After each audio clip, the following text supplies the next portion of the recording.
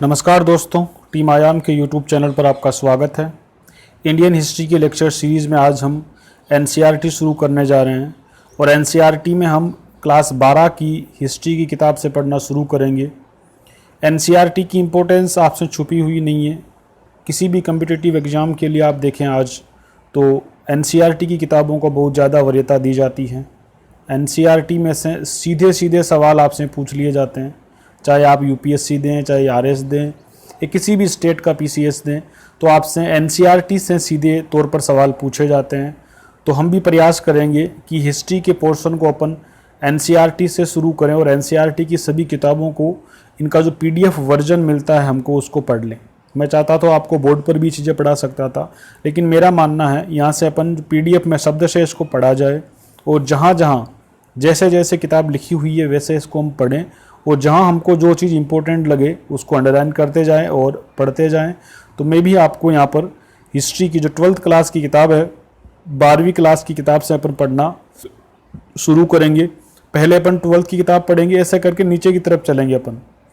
हालांकि जनरली जो टीचर्स पढ़ाते हैं वो 6ठी क्लास से पढ़ाना शुरू करते हैं, लेकिन मैं ऐसा करूँगा कि हम हायर क्लास से पढ़ें, क्योंकि हम जो अब बच्चे तो रहे नहीं, मैच्योर लोग हैं, हम पढ़ना जानते हैं, समझना जानते हैं। हमारे लिए 10वीं की किताब भी वैसी ही सरल होगी, उतनी आसान होगी जितनी अपन 12th क्लास की किताब को पढ़ेंगे। हम यहाँ कोई बच्चों वाली बात नहीं है कि पहले 6ठी क्लास की पढ़ेंगे फिर 7वीं की। हमें ऊपर से नीचे आना है। इसका एक और फ़ायदा हमको जो मिलने वाला है वो ये होगा कि हमारे जो चैप्टर होंगे वो एक बड़े पोर्शन में एक जगह क्लियर हो जाएंगे। अब मानो कि अगर मैं इसी किताब को यहाँ पर अपन जो है, अगर मान लो पहले 6ठी किताब पढ़ें तो 6ठी की पढ़ने पर हमको बहुत छोटा सा मैटर मिलेगा हमारे पास किसी भी टॉपिक पर। अगर मान लो सिंधु सभ्यता अपन पढ़ रहे हैं तो सिंधु सभ्यता का 6ठी की क्लास में उतना ज़्यादा नहीं दे रखा जितना 12वीं की किताब में दे रखा है। और हमारे लिए दोनों बराबर, हमें अब बच्चों वाली बात नहीं कि हमको अब समझ नहीं आता, हमको तो दोनों किताबों से बराबर बराबर समझ आने वाला है। तो मैं ऐसा करता हूँ कि अपन इसको 12th क्लास से लेकर नीचे की ओर चलेंगे, ताकि एक जगह हमारे पास पोर्शन कंप्लीट हुआ, फिर छोटी क्लास की जो किताबें होगी वहाँ से कुछ मिलेगा तो अपन उसको आसानी से ऐड ऑन करते, 12वीं वाली जगह हमको जो हमने चीज़ें ऐड की थी वहाँ अपन उनको लगाते जाएंगे। कुल मिलाकर अपन आज के लेक्चर से 12वीं क्लास की एनसीईआरटी की हिस्ट्री की किताब को शुरू करना जा रहे हैं। किताब का शीर्षक है भारतीय इतिहास के कुछ विषय। इनको अपन एक एक लेक्चर से मैं शब्द से पढ़ूंगा। मेरा प्लानिंग क्या रहेगा, मैं अंडरलाइन करते हुए चीज़ों को पढ़ता जाऊंगा। जहाँ जहाँ जो चीज़ एग्जाम के लिए इम्पोर्टेंट होगी, जो सवाल बन सकते हैं, उन सवालों को मैं आपको बोल के और यहाँ प्रयास करूँगा कि जगह मिली तो यहाँ लिखाने का काम भी करूँ। तो मैं सवालों को बोल के किस सवाल को किस टॉपिक से, किस चैप्टर से, किस पैराग्राफ से कौन सा सवाल बन सकता है, क्या क्या इंपॉर्टेंस है, उनको मैं बोलता चलूँगा, आपको समझाता चलूँगा। अपने पास मार्कर पेन है, ऐसे अंडरलाइन कर लेंगे, गोले लगाएंगे और चीज़ों को समझते जाएंगे। आसानी से पढ़ेंगे, धीरे धीरे सब चीज़ों को पढ़ेंगे। और आप अगर चाहें तो एक अपने पास अलग से कॉपी और पेन रख सकते हैं और साथ साथ में चीज़ों के नोट्स भी बना सकते हैं। तो आइए हम शुरू करते हैं भारतीय इतिहास के कुछ विषयों को, जिन्हें हम एनसीईआरटी की किताब से कंप्लीट करेंगे। भारतीय इतिहास के विषय, पहला चैप्टर अपन इसमें कंप्लीट करेंगे। पहला चैप्टर होगा सिंधु सभ्यता का चैप्टर पहला हमको पढ़ना होगा, जिसका हेडिंग होगा ईंट, मनके तथा अस्थियाँ। सिंधु सभ्यता का एक पहला चैप्टर हमारे सामने है, ईंट, मनके तथा अस्थियाँ। पहला चैप्टर हमारे सामने सिंधु सभ्यता का होगा, ईंट, मनके तथा अस्थियाँ। ये हमारा पहला लेक्चर है, ईंट, मनके तथा अस्थियाँ। ये थोड़ा सा इस पर पहले से अंडरलाइन की हुई चीज़ें रह रही है, इनको अपन डिलीट कर देते हैं, ये शायद नहीं हो रही। ईंट, मनके तथा अस्थियाँ, इस हेडिंग से ये पहला लेक्चर हमको सिंधु सभ्यता का पढ़ना है। 12वीं क्लास की हिस्ट्री की किताब अपन पढ़ रहे हैं और हमारे पहला लेक्चर है ईंट, मनके तथा अस्थियाँ, हड़प्पा सभ्यता के बारे में हमको पढ़ना है। इस हड़प्पा सभ्यता का जो पहला लेक्चर है हमारे सामने वो हो रहा है ईंट, मनके तथा अस्थियाँ। अपन को मैंने आपको बता रखा कि हम इन चीज़ों को बिल्कुल जैसा किताबों में दे रखा है वैसा का वैसा पढ़ेंगे, ठीक है। अपन यहाँ पर अपनी तरफ से कुछ काम नहीं करेंगे, अपनी तरफ से काम नहीं करेंगे और सीधा सीधा इनको पढ़ते जाएंगे। तो पहला हमारे यहाँ शुरू करते हैं अपन हड़प्पाई मोहर से। एक हड़प्पाई मोहर के बारे में बात की गई है। मैं कुछ देर के लिए हरी स्याही यूज कर रहा हूँ क्योंकि ऑलरेडी मैंने जो पहले कभी लेक्चर लिया उसमें इसका हाईलाइटर डिलीट नहीं हुआ और वो रह गया, तो अपन इसको भी फिलहाल हरी पेंसिल से काम में ले रहे हैं। चलो, हड़प्पाई मोहर के नाम से एक यहाँ पैराग्राफ शुरू किया गया है, इसको अपन पढ़ते हैं। हड़प्पाई मोहर संभवतः हड़प्पा अथवा सिंधु घाटी सभ्यता की सबसे विशिष्ट पुरावस्तु है। इन्होंने यहाँ बताया है कि ये जो हड़प्पाई मोहर है ये इस हड़प्पा सभ्यता की सबसे विशिष्ट पुरावस्तु के रूप में इसे इन्होंने बताया है। ये सेलखड़ी नामक पत्थर से बनाई गई। इन्होंने कहा है किताब ने कि ये जो है चीज़ इसको सेलखड़ी नामक पत्थर से बनाया गया है। एक सेलखड़ी के पत्थर से इसे बनाया गया है। इन मोहरों पर सामान्य रूप से जानवरों के चित्र तथा एक ऐसी लिपि के चिन्ह उत्कीर्णित है जिन्हें अभी तक पढ़ा नहीं जा सका है। फिर भी हमें इस क्षेत्र में, थोड़ा मैं इसको जूम भी कर लेता हूँ, यूं कर लेते हैं जूम इसको ताकि आपको आसानी से दिखे। ये हड़प्पाई मोहर के बारे में अपन पढ़ रहे हैं। इसमें क्या कहा गया है, ये सिंधु घाटी की सबसे पुरानी एक वस्तु इसे माना गया है। फिर कहा है कि इसे सेलखड़ी नामक पत्थर से बनाया गया। इस चीज को आप याद रखोगे, इसे सेलखड़ी नामक पत्थर से बनाया गया। इसे सेलखड़ी नामक पत्थर से बनाया गया, इस बात को आप याद रखेंगे। इस मुहर को सेलखड़ी नामक पत्थर से बनाया गया। तो एक मुहर मिली है, मैं मुहर की आकृति आपको दिखा देता हूं। ये वो मुहर है, ये जो आप देख रहे हैं, ये सिंधु घाटी सभ्यता की जिस मुहर के बारे में किताब बात कर रही है, ये वो मुहर है। इस पर एक बेल के समान आकृति बनी हुई है और कुछ लिखा हुआ है। जैसे मुहरों पर आज भी हम देखते हैं, ऐसी ही कुछ आकृति इस समय की एक मुहर पर उत्कीर्णन की गई है। तो ये सिंधु घाटी सभ्यता के समय की एक मुहर है। इसके बारे में बात हो रही है। किस पत्थर से ये मुहर, किस पत्थर से बनी हुई है, तो आप सबसे पहले याद रखोगे सेलखड़ी के पत्थर से ये मुहर बनी हुई है। तो आपको यहाँ इसको याद करना है कि सेलखड़ी पत्थर से ये मुहर बनी हुई है और इस पर जो लिखा हुआ है उस लिपि को अभी तक पढ़ा नहीं गया है। सिंधु घाटी सभ्यता में, हड़प्पा सभ्यता में जो लिपि काम में ली गई, उस लिपि को अभी तक पढ़ा नहीं गया, उस लिपि को अभी तक पढ़ा नहीं जा सका। फिर भी हमें इस क्षेत्र में उस समय बसे लोगों के जीवन के विषय में उनके द्वारा पीछे छोड़ी गई पूरा वस्तुओं, जैसे उनके आवास है, मृदभांड है, मतलब मटकियाँ वगैरह, मिट्टी के जो उन्होंने चीज़ें बनाए, औजार बनाए, उन्होंने मिट्टी के जो बर्तन बनाए, उनको मृदभांड कहते हैं। तो उनके आवासों को मृदभांडों से, उनके जो आभूषण मतलब गहने वगैरह होते हैं, औजार होते हैं, और उनकी मुहरों से, दूसरे शब्दों में कहें तो उनकी पुरातात्विक साक्ष्यों के माध्यम से बहुत जानकारी मिलती है। लेखक कहते हैं कि हमें भाई लिपि तो पढ़ी नहीं गई, तो लिखा हुआ तो हमें कुछ मिल नहीं रहा, तो भी कि हम उस जगह के बारे में, उस ज़माने के लोगों के बारे में, उस समय के लोगों के बारे में, उस सभ्यता के लोगों के बारे में हमें जानकारी कैसे मालूम होगी।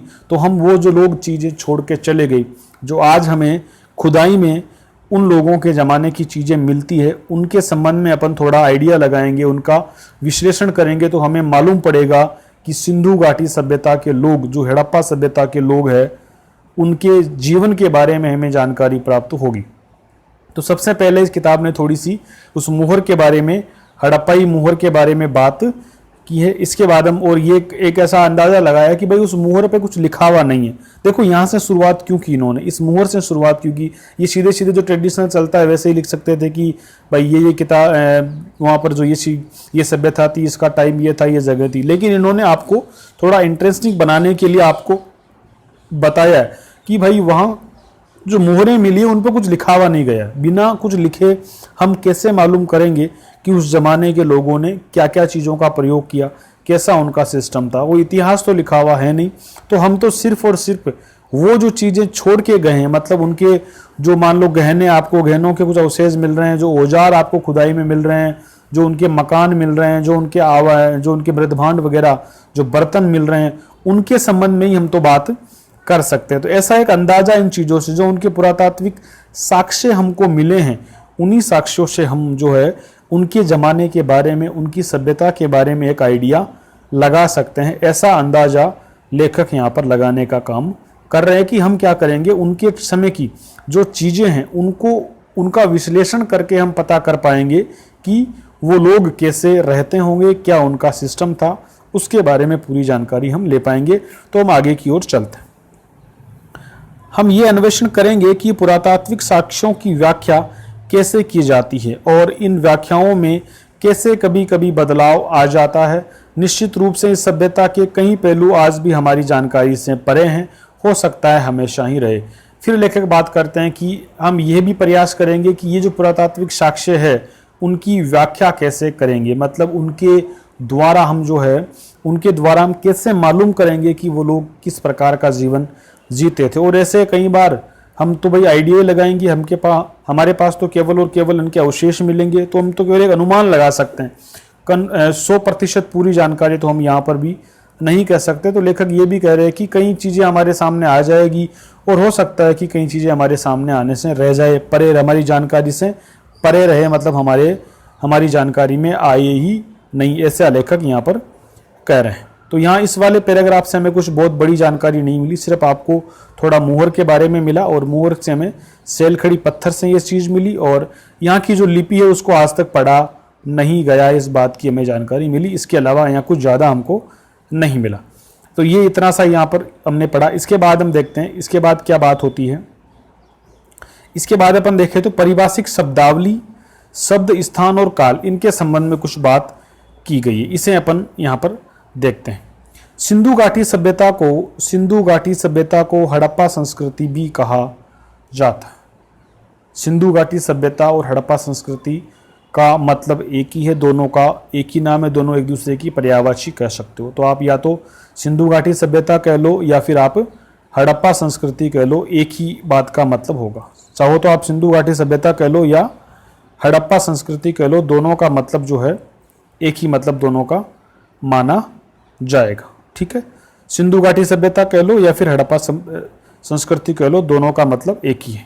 ठीक है, पुरातत्वविद संस्कृति शब्द का, जो इतिहासकार है, जो पुराने जमाने की चीज़ों की विशेषज्ञ है, पुरातत्वविद, वो संस्कृति शब्द का प्रयोग पुरातत्व वस्तुओं के ऐसे समूह के लिए करते हैं जो एक विशिष्ट शैली के होते हैं। यानी ऐसी वस्तुओं के समूह के लिए करते हैं जो अपने आप में एक विशिष्ट शैली के होते हैं और सामान्यतः एक साथ एक विशेष भौगोलिक क्षेत्र तथा कालखंड में संबंध पाए जाते हैं।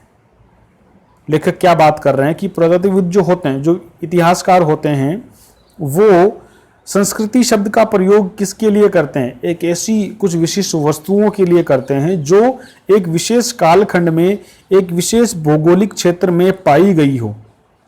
इन्हें उस संबंध में जो पाए, उस कालखंड के संबंध में वो क्या बोलते हैं, उस पूरे एक टाइम पीरियड को ये लोग, वैज्ञानिक लोग जो है, पुरातत्वविद लोग है, इतिहासविद है, ये उसको एक संस्कृति के नाम से जानते हैं। तो इस प्रकार से ये छोटी सी बात हमने की।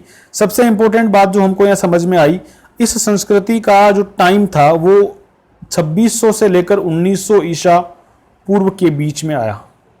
2600 से लेकर 1900 ईसा पूर्व के बीच सिंधु घाटी सभ्यता का समय रहा। ये सबसे अभी तक के लेक्चर की सबसे महत्वपूर्ण जो बात हमारे सामने निकल करके आती है वो ये है कि सिंधु घाटी सभ्यता का जो समय रहा वो कितना रहा, 2600 से लेकर 1900 ईसा पूर्व। इस बात को आप समझिए, 2600 से लेकर 1900 ईसा पूर्व। मैं अभी जगह निकाल करके अपने इसको समझते। देखो 2600 से लेकर 1900 ईसा पूर्व का क्या मतलब है।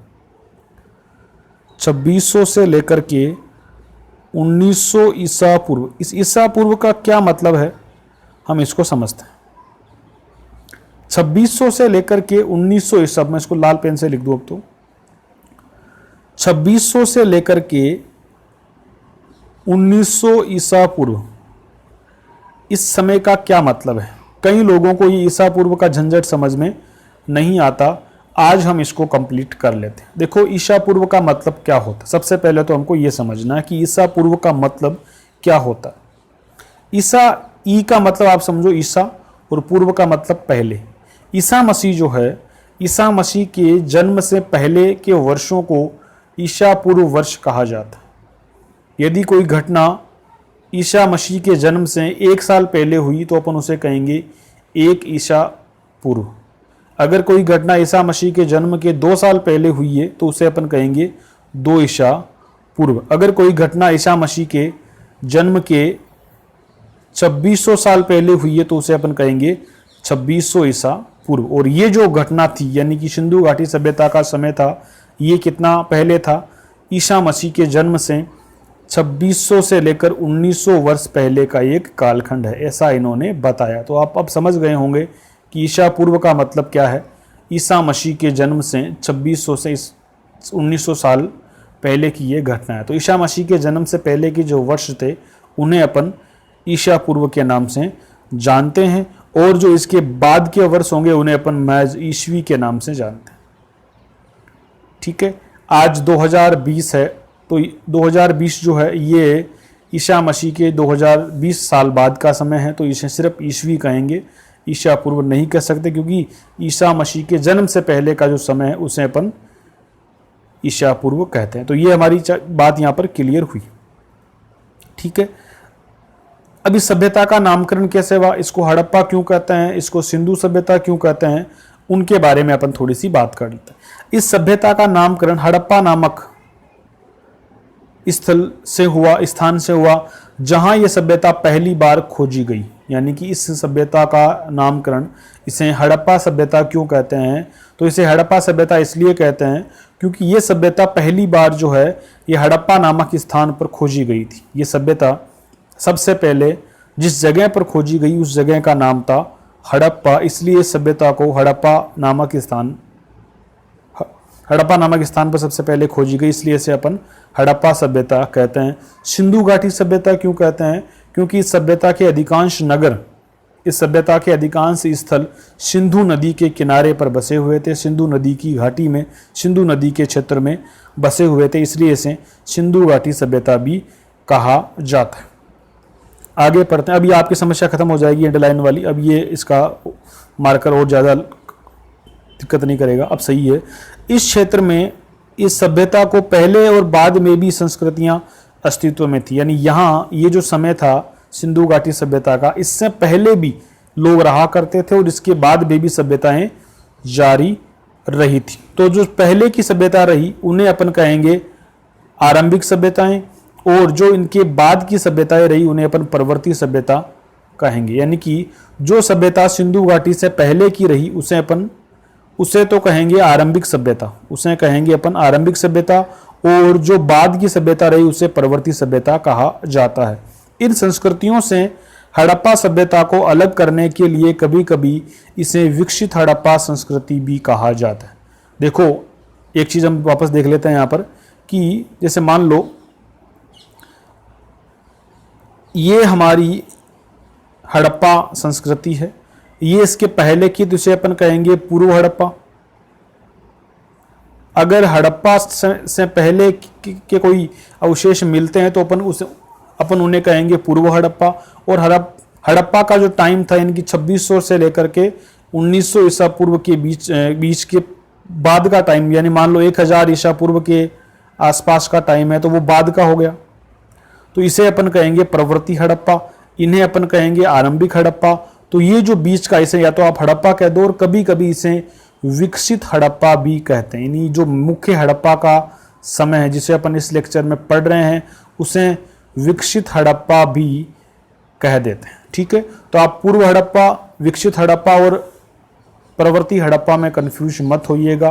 पूर्व हड़प्पा यानी आरंभिक हड़प्पा का मतलब तो ये होता है कि हड़प्पा से पहले की स्थिति, और परवर्ती हड़प्पा में कह सकते हैं कि हड़प्पा सभ्यता के बाद की स्थिति, और विकसित हड़प्पा का मतलब जो मुख्य हड़प्पा है उसे अपन कहेंगे। ठीक है, इसके बाद एक चित्र आपको दिखा दिए हैं, मन के बाट और फलक, यानी कि उस समय जो मन के मोती वगैरह जो उनके वस्तुएं थी उनके का चित्र हमें दिखाएं। देखो ये इस प्रकार के चित्र हमें सिंधु घाटी सभ्यता से ये चीज़ें मिली है। इनको पॉलिश करके जब ठीक किया गया, इनका परिष्करण किया गया, तो इस प्रकार से मिल। देखो ये उनकी वहाँ की चीज़ें थी, ये लकड़ी की चीज़ें हैं शायद, ये चीज़ें कहीं ना कहीं ये लोग काम में लेते थे इन चीज़ों को, तो ये इनके वहाँ के अवशेष हमको खुदाई में मिले हैं। तो ये सिंधु घाटी सभ्यता के बारे में अपन पढ़ रहे हैं। अभी तक हमको जो चीज़ें क्लियर हुई वो ये है कि अभी तक हमको यहाँ जो चीज़ें क्लियर हुई वो ये कि इसका एक हमको टाइम फ्रेम मिला कि ये 2600 से लेकर 1900 ईसा पूर्व के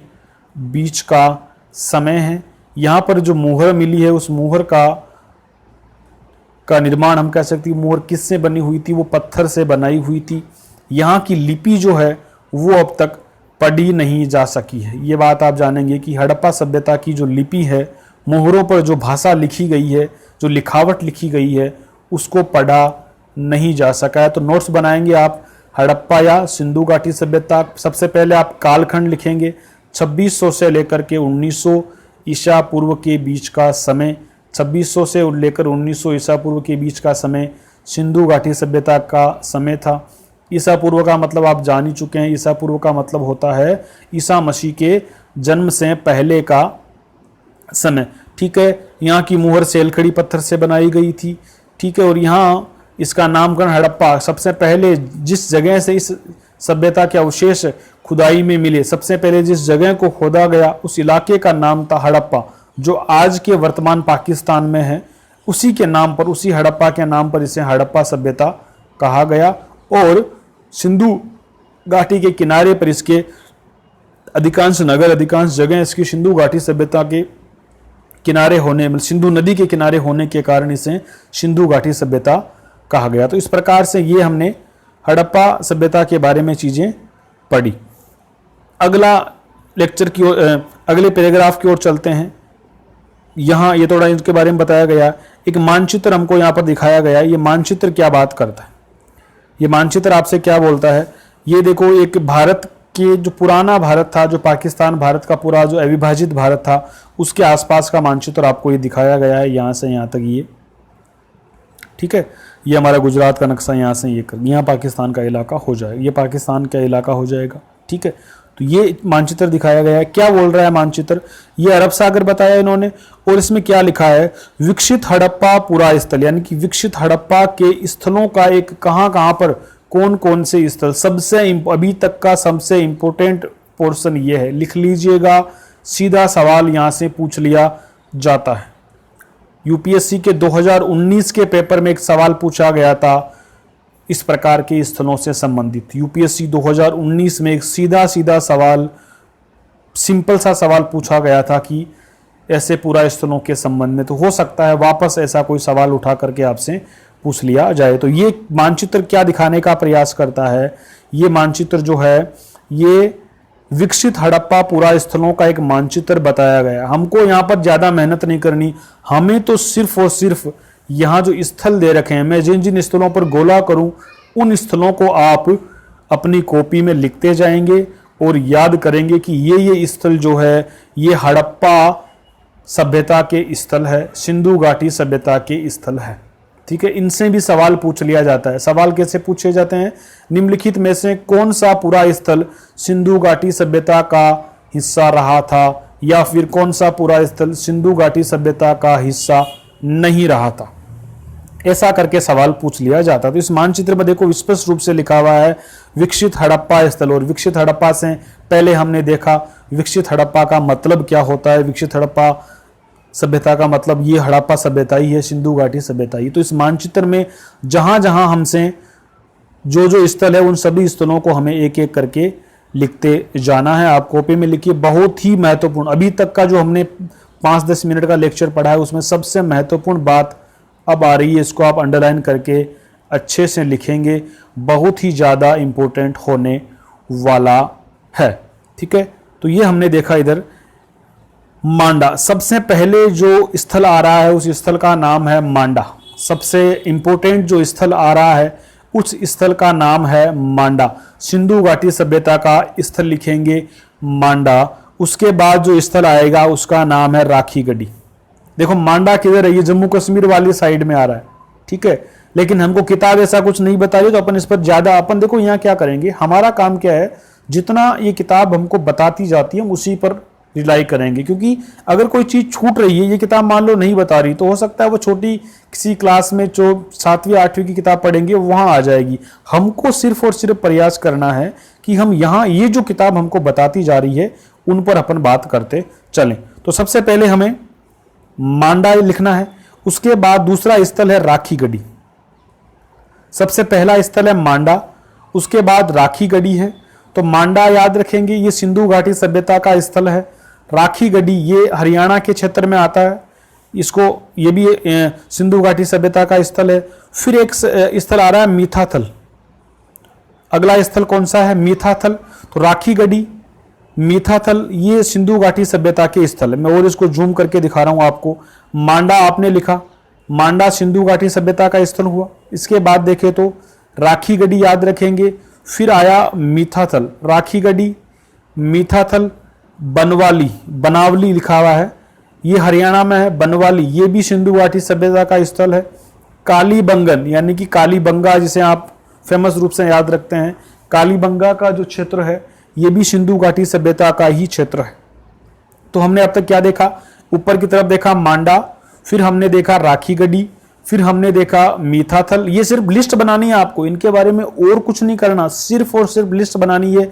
यूपीएससी 2019 में सवाल पूछा गया इस यहीं से, ऐसे ही सिस्टम से कि पुरातात्विक स्थलों का एक संबंध पूछा गया। तो याद रखिएगा, बहुत ज्यादा इंपॉर्टेंट है। और यूपीएससी के पैटर्न को आजकल जो आपके स्टेट पीएससी जो होते हैं वो फॉलो करने लगे हैं। यूपीएससी के पैटर्न को स्टेट पीसीएस जो होते हैं ना वो फॉलो करने लगे हैं। मतलब आरपीएससी भी हो सकता है अगले साल इधर से सवाल बना करके पूछ ले कि सिंधु घाटी सभ्यता के पुरा स्थलों में कौन कौन से स्थल शामिल है। तो आप याद रखेंगे, ऊपर हमने देखा मांडा, फिर आया राखी गढ़ी, फिर आया मीठाथल, कालीबंगा और बनावली।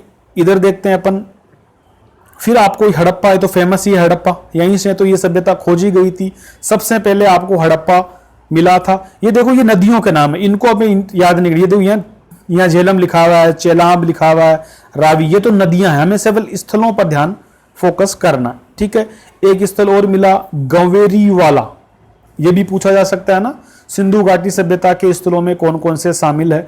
तो हमने देखा गंवेरी वाला, तो याद रखिएगा कालीबंगा, बनवाली, मीठाथल, गंवेरी वाला हुआ। फिर आया कोट दीजी, इधर आपको याद करना है कोट दीजी, ठीक है।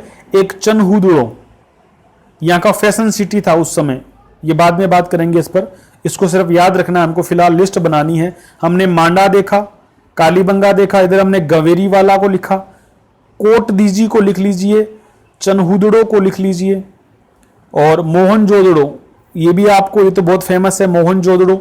मैं आपको रिकमेंड करूंगा, एक मूवी है मोहनजोदड़ो, हिस्ट्री पर बेस्ड है। इसी सिंधु घाटी सभ्यता के मोहनजोदड़ो शहर पर एक मूवी बनी हुई है।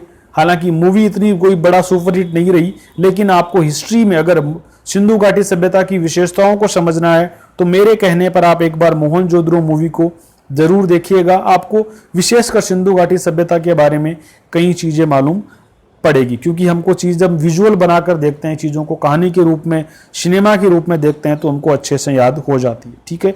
तो मोहनजोदड़ो ये शहर हुआ। आमरी नाम की जगह भी थी, तो आमरी स्थल जो है वो भी सिंधु घाटी सभ्यता का स्थल रहा है। बालाकोट ये स्थल भी सिंधु घाटी सभ्यता के स्थल में माना जाता है। बालाकोट एयर स्ट्राइक ये नाम काफी चर्चा में रहा था पिछले साल, तो इसे भी आप याद रखेंगे। तो मोहनजोदड़ो आपको याद होगा, आमरी याद होगा, बालाकोट याद होगा, कोट दीजी याद करेंगे, चनहुदड़ो याद करेंगे, गंवेरी वाला आप याद करेंगे, कालीबंगन, बनवाली, मीठाथल, राखी गढ़ी, हड़प्पा और ऊपर मांडा था।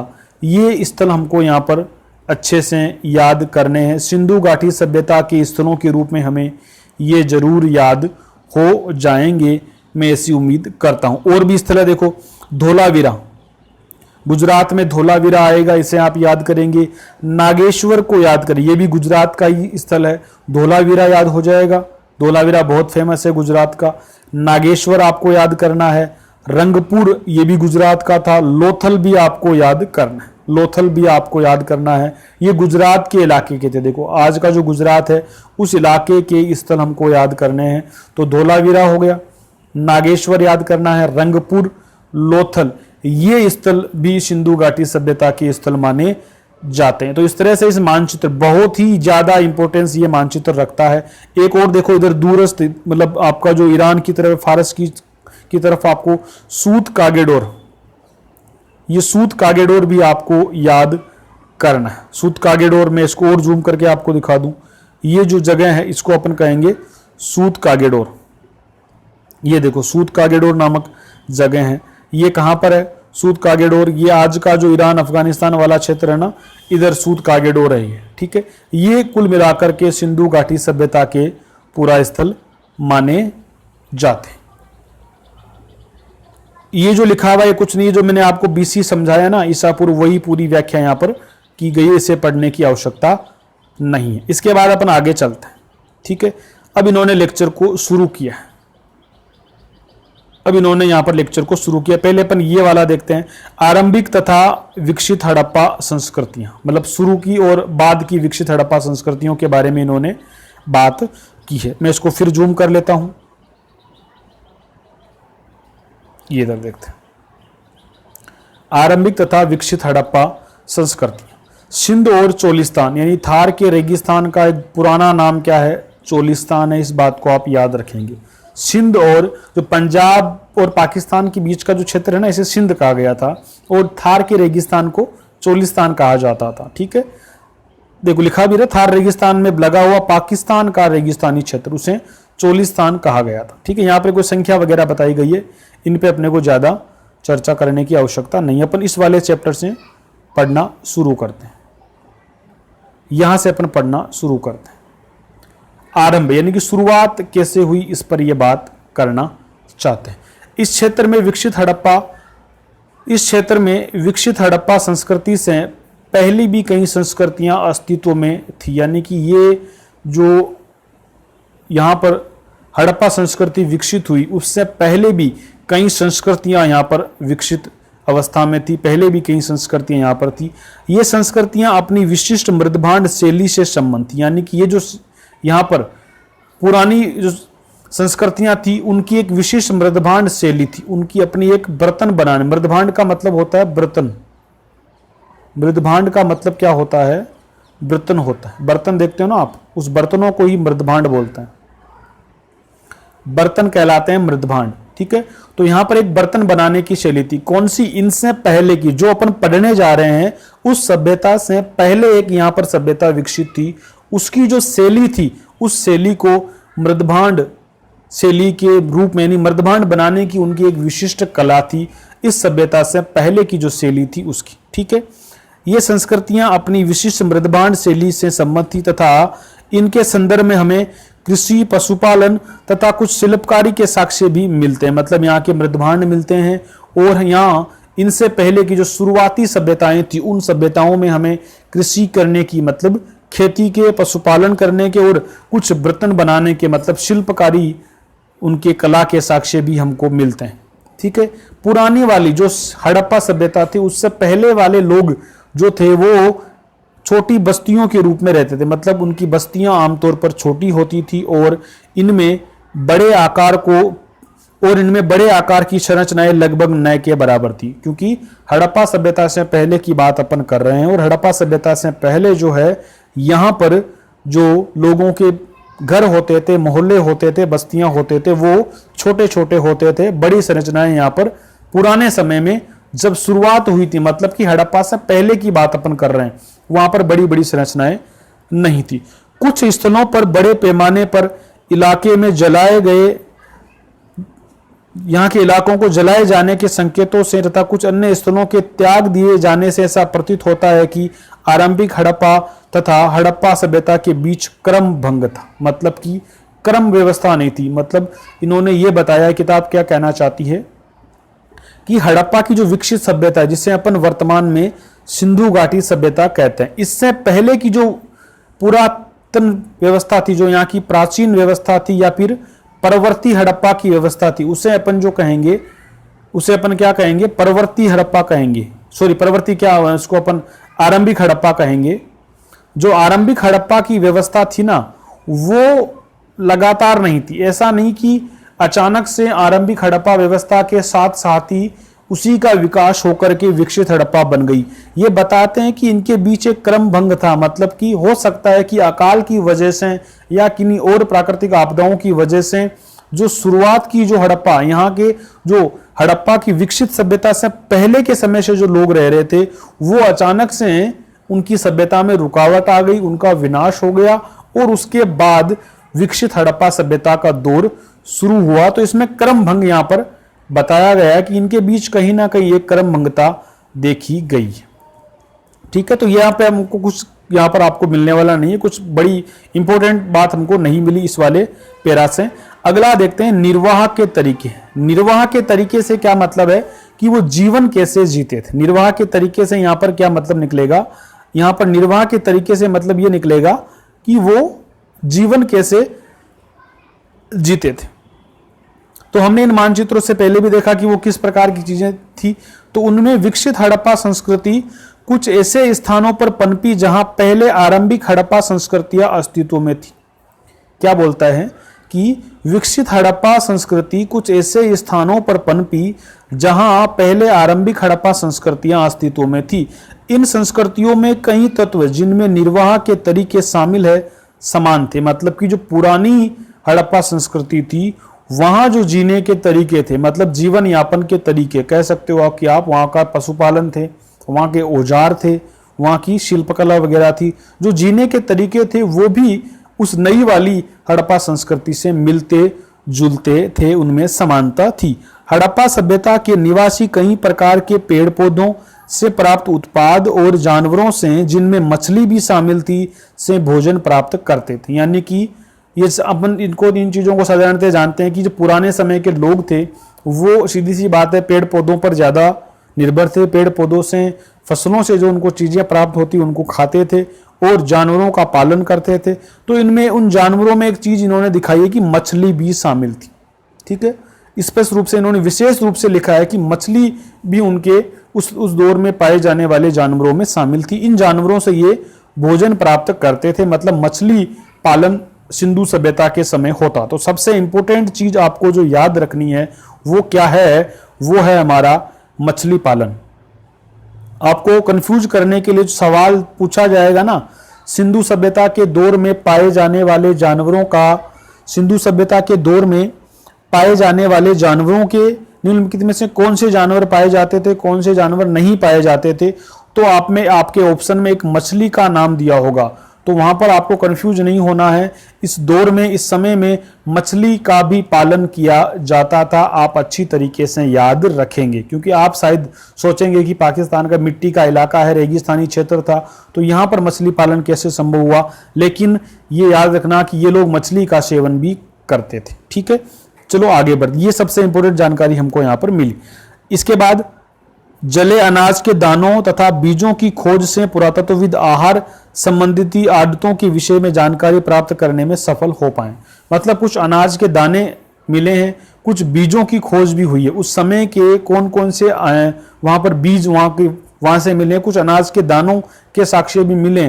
तो इस चीजों से हमारे जो इतिहासविद है, जो पुरातत्व के वैज्ञानिक है, उन्होंने आहार संबंधी आदतों, मतलब कि वो क्या क्या खाते थे उस जमाने के लोग, उनके संबंध में जानकारी प्राप्त करने का काम किया है। ये हमको यहाँ पर चीजें इससे समझ में आई। तो सबसे पहली चीज हमको जो इससे समझ में आई वो है कि मछली पालन भी यहाँ पर किया जाता था। आगे के लेक्चर में देखते हैं क्या आएगा।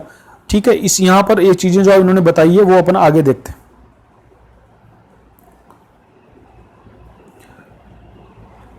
हड़प्पा स्थलों से मिले अनाज के दानों में गेहूं, जौ, दाल, सफेद चना तथा तिल शामिल है। ठीक है, और बाजरे के दाने गुजरात के स्थलों से प्राप्त हुए थे। चावल के दाने अपेक्षाकृत कम प्राप्त हुए थे। ठीक है, अब आपके यहां से मैंने क्यों इसको पढ़ाया, आपको इसको अच्छी तरीके से याद रखिएगा। यहां से सत्य असत्य वाले टाइप के सवाल बन सकते हैं। मतलब कि आपसे पूछ सकता है सिंधु घाटी सभ्यता में चावल की खेती बड़े स्तर पर किए जाने के साक्ष्य मिले हैं। सिंपल सा आपको कहा जाएगा, सवाल किस तरह से आएगा, सिंधु घाटी सभ्यता के संबंध में निम्नलिखित में से कौन सा कथन सत्य है। तो 3-4 कथन आपको दिए हुए होंगे। एक कथन आपको दे देगा कि सिंधु घाटी सभ्यता में चावल की खेती, चावल की फसल बड़े स्तर पर किए जाने के साक्ष्य मिले हैं। लेकिन ये कथन कैसा हो जाएगा, ये कथन गलत हो जाएगा, क्योंकि यहां पर चावल के दाने के अपेक्षाकृत कम पाए गए हैं। मतलब कि चावल के दाने कम पाए गए हैं, तो साधारण सी बात है चावल वहां पर ज्यादा नहीं उगाया जाता था, बृहत स्तर पर चावल की खेती नहीं होती थी। इस बात को आप याद रखेंगे। यहाँ के अन्य जो यहाँ की फसलों के बारे में साक्ष्य मिले हैं, तो गेहूं के दाने मिले हैं, मतलब गेहूं की फसल होती थी। जहां गेहूं की फसल होती है वहां ऑटोमेटिक आप जौ की फसल भी याद रखेंगे। दालें यहाँ पर होती थी और सफेद चना यहाँ पर होता था, तिल की खेती होती थी। और गुजरात से हमको बाजरे के साक्ष्य मिले हैं, तो यहाँ पर बाजरे की खेती भी होती थी, इसको आप याद रखोगे। तो यहाँ पर कौन कौन सी फसलें उगाई जाती थी, इसके संबंध में आपसे सवाल बन सकता है। याद रखिएगा, चावल के संबंध में आपको सत्य असत्य कथन करके पूछ लेगा। आपको याद करना है चावल की खेती यहाँ पर बड़े स्तर पर नहीं की जाती थी। ठीक है, आगे बढ़ते हैं। आगे क्या बोला गया, हड़प्पा स्थलों से मिली जानवरों की, अब यहां देखो फसलों से निकल गए, अगली चीजें क्या है और क्या थी चीजें, जानवरों की हड्डियों में हमको मवेशियों में भेड़ बकरी के साक्ष्य मिले हैं, भेड़ के साक्ष्य मिले हैं, बकरी के साक्ष्य मिले, हड्डियां मिली है, भैंस की हड्डियां मिली है और सूअर की हड्डियां मिली है। पुरा प्राणी विज्ञानियों तथा अथवा जीव पुरातत्वविदों द्वारा किए गए अध्ययनों से संकेत मिलता है कि ये सभी जानवर पालतू थे। सिंपल सी बात है, ऐसे में जान ही रहे हैं कि ये सारे जानवर कैसे थे, पालतू जानवर थे। जंगली जानवरों में हमें केवल सूअर के रूप में और हिरण और घड़ियाल की हड्डियां भी मिली है। ठीक है, हम ये नहीं जान पाए हैं कि हड़प्पा निवासी स्वयं इन जानवरों का शिकार करते थे अथवा इनका मांस कैसे प्राप्त करते, इस पर हमको कोई ज्यादा साक्ष्य नहीं मिले हैं। मछली तथा पक्षियों की हड्डियां भी मिली, मछली को तो पहले ही अपन देख चुके हैं, तो मछली यहां पर मिली। परेशान करने वाली सवाल जो बनेगा वो कौन सा होगा, वो मैं आपको बता दूं कि यहां से जो परेशान करने वाला सवाल आपको मिलेगा वो सवाल ये होगा कि आपको यहां से जो है घड़ियाल की हड्डियां मिली है। ठीक है, अब आप सोचोगे कि पानी का इलाका वहां नहीं होगा, पानी जमा नहीं होगा, तो आप घड़ियाल की कैसे, किंतु वहां नदियां थी ना, देखो हमने सिंधु नदी देखी, ये नदियां देखी, तो वहां पर घड़ियाल होना स्वाभाविक था। तो घड़ियाल के अवशेष भी वहां मिले हैं, हिरण के साक्ष्य मिले हैं, सूअर के साक्ष्य, ये जंगली जानवरों के रूप में थे। बाकी जो पालतू जानवर थे वो हम देख चुके हैं, भेड़ है, बकरी है, भैंस, सूअर, इनके बारे में हमको ये साक्ष्य यहां से मिले हैं। ये सभी जानवर पालतू वगैरह, यहां से सवाल नहीं बनेगा। इस पैराग्राफ से सवाल जो बन सकता है वो क्या बन सकता है, इस पैरा से जो सवाल बन सकता है वो ये है कि वही सत्य सत्य वाले कथन, यहां से घड़ियाल के साक्ष्य मिले हैं, बिल्कुल मछली के साक्ष्य मिले हैं।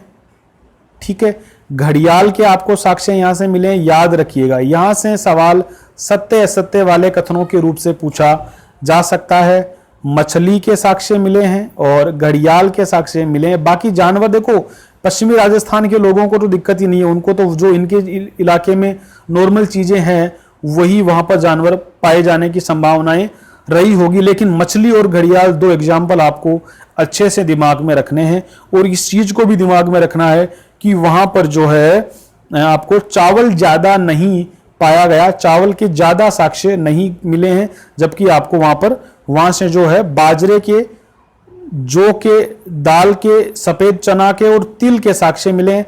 चावल के दाने अपेक्षाकृत कम पाए गए हैं, मतलब चावल की खेती बहुतायत वहां पर नहीं की गई है, इस बात को आप याद रखेंगे। तो इस तरह से हमने आज इस लेक्चर को यहीं खत्म करते हैं। यहां तक हमने चीजों को पढ़ा, एक एक चीज को अपन अंडरलाइन करते चलेंगे और धीरे धीरे यहाँ के नोट्स बनाने का प्रयास करेंगे, ताकि जो है हम चीजों को ठीक कर सकें। ठीक है, अच्छे से चीजों को अपन पढ़ सकें। तो इस लेक्चर में इतना ही करते हैं, बाकी आगे से अपन अगले लेक्चर में बात करेंगे। आपका बहुत बहुत धन्यवाद, मेरी तरफ से आप सभी को ऑल द बेस्ट।